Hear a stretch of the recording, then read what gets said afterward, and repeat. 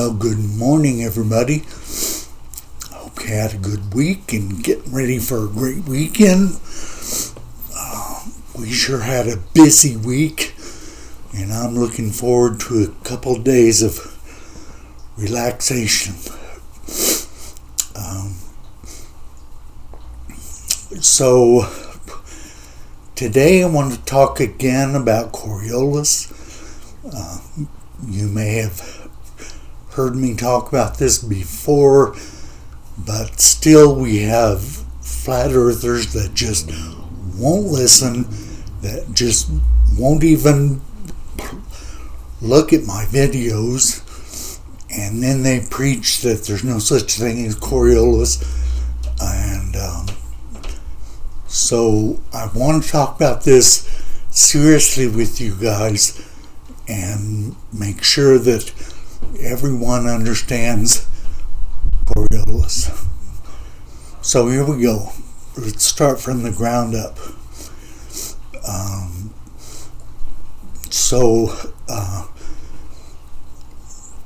The very bottom would be ocean currents. In the southern hemisphere, ocean currents circle clockwise. In the northern hemisphere, ocean currents circle counterclockwise. And you see this in the coastal effects.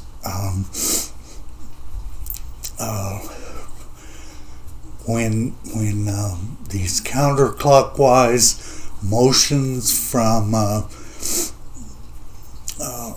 the currents in the northern hemisphere, this water circles up by the North Pole, comes down the eastern coast. The New York coast has very chilly waters. The New York and the East Coast. The West Coast, the waters coming up from the tropics come up next to California coastline, and they get very warm currents. You'll find that the climate of California, Oregon, Washington is very cold. Very warmed by this current. People play in the ocean almost year round because of that. In the southern hemisphere, you have just the opposite. The cold currents come up from the Antarctic, so they're colder. They go up through the next to the South American coast, and then around the equator and down the African coast. So South America on the east coast has very warm water, relatively, very cold water, relatively, and then goes around through the equator, and Africa has warmer water. And you see that again by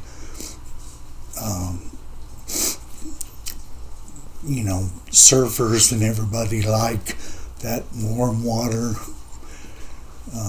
down by the southwest coast of Africa. And so all of this, even in India and places, you have this same rotation in the northern hemisphere counterclockwise, in the southern hemisphere clockwise. And this is because the earth rotates from west to east, and so the atmosphere drags along and is pulled in those directions. So let's talk about the atmosphere. The atmosphere is the same way. Typically, winds rotate counterclockwise in the northern hemisphere, clockwise in the southern hemisphere. So you see this in the wind currents. Because of Coriolis, there are different areas of the way the wind works. It's the same in the northern hemisphere and the southern hemisphere, except backwards.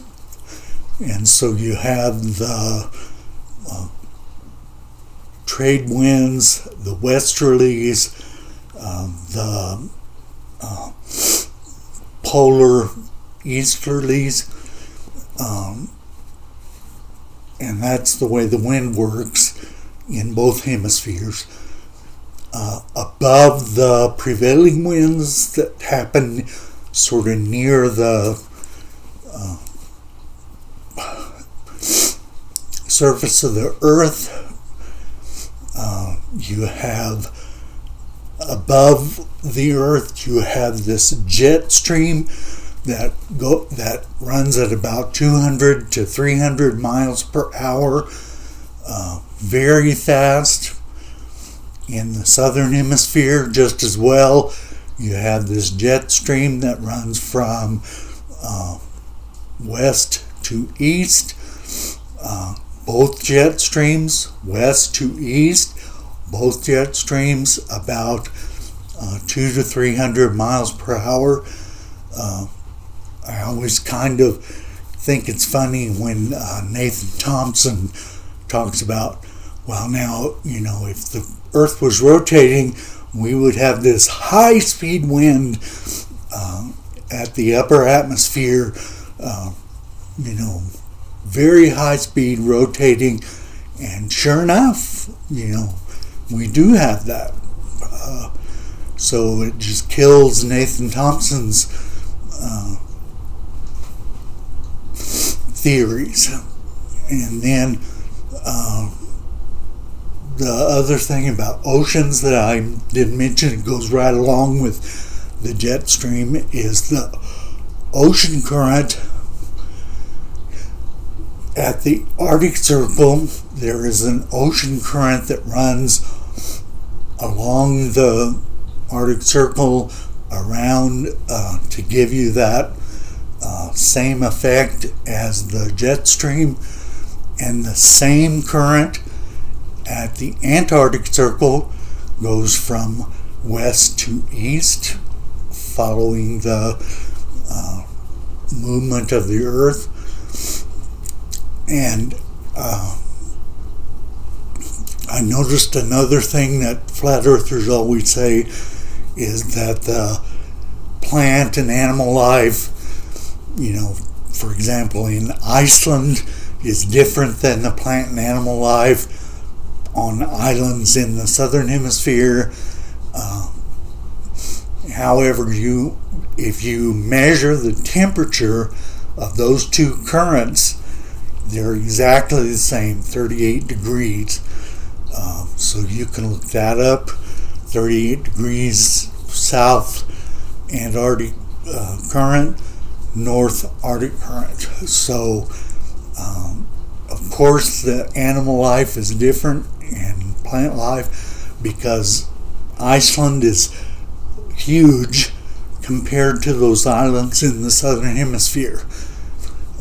Those are very small, and there just isn't enough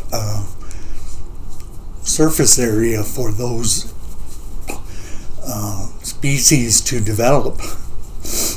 Okay, so we've covered ocean currents, we've covered wind currents. I did want to mention that the prevailing winds on the, let's say, American coast, we're in the middle of the westerlies. Wind blows from west to east, And sure enough, if you watch the wind or the weather channel or the weather on your news, I watch it like 4 or 5 times a day, so you can see that the prevailing winds are from southwest to northeast every time. And so you have this southwest to northeast winds in New York, Maine, up in the New England part they always talk about nor'easters. You may have heard that expression. Nor'easters means they start in the southwest and they blow up to the northeast. That's called a nor'easter. Again, every time it's the southwest to the northeast. It's so simple and so easy to observe and investigate. I don't understand why the people that always say research don't research.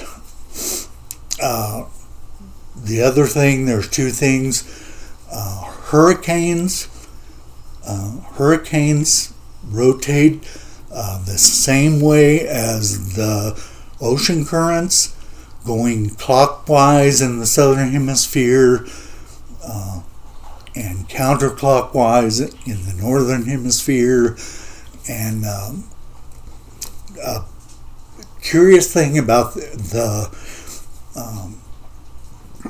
hurricanes, you can look up on Google, you can Google hurricane paths historic, and then look at images, and they will show you images where hurricanes never ever cross the equator. I looked it up. It's within 5 degrees of the equator, which is a very clear indication of Coriolis.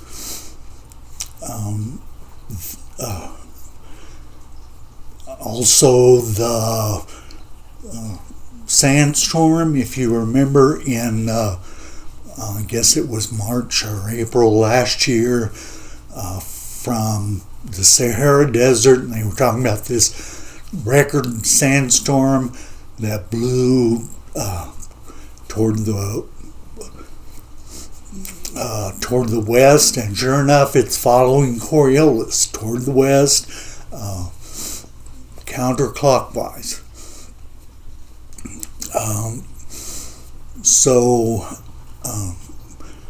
We can also check the paths of tornadoes.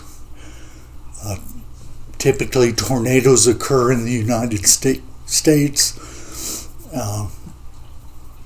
And tornadoes always, I check with a weather person, they always go from southwest to northeast, the path.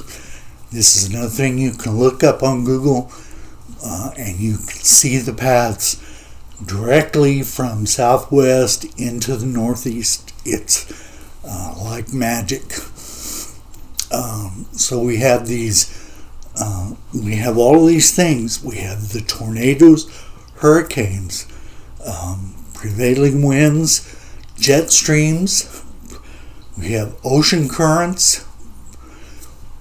We have the Arctic current and the Antarctic current. These are all indications of Coriolis. So Coriolis is something that definitely happens, it definitely occurs, and it definitely affects the planet. Most definitely, it cannot work on a flat Earth or a flat motionless Earth. You have to have that motion to create the energy to have winds and ocean currents. Something has to supply that energy for those things to happen. which is the rotation of the Earth. If the Earth didn't rotate, again, you can look this up, the atmosphere would occur in what's called a Hadley cell. And a Hadley cell means at the equator, when the air heats up, it rises. As we all know, hot air rises. And so the hot air rises up at the poles, or where it's colder. We have cold air that sinks. Cold air is near the Earth, and it has to go somewhere, so it fills the void left by the warm air that rises. So we have this circulation from the equator. It rises, it sinks at the poles, and goes back toward the equator. That's a Hadley cell. And you think about the way winds blow from the west to the east, from the east to the west, these different directions. Hardly ever do we see winds that blow directly from north to south, which would be all of the northern hemisphere, would be from south to north on the entire southern hemisphere. It just doesn't work that way. So you're going to see these Coriolis effects, the way this is affecting the Earth because of its rotation. And I hope that you've learned something today. We'll talk about it probably more later on. And if you want some good tutorials, I can give you links for those. And so let's notify these flat Earth people that they don't know what they're talking about Coriolis. And we'll certainly talk to you this week.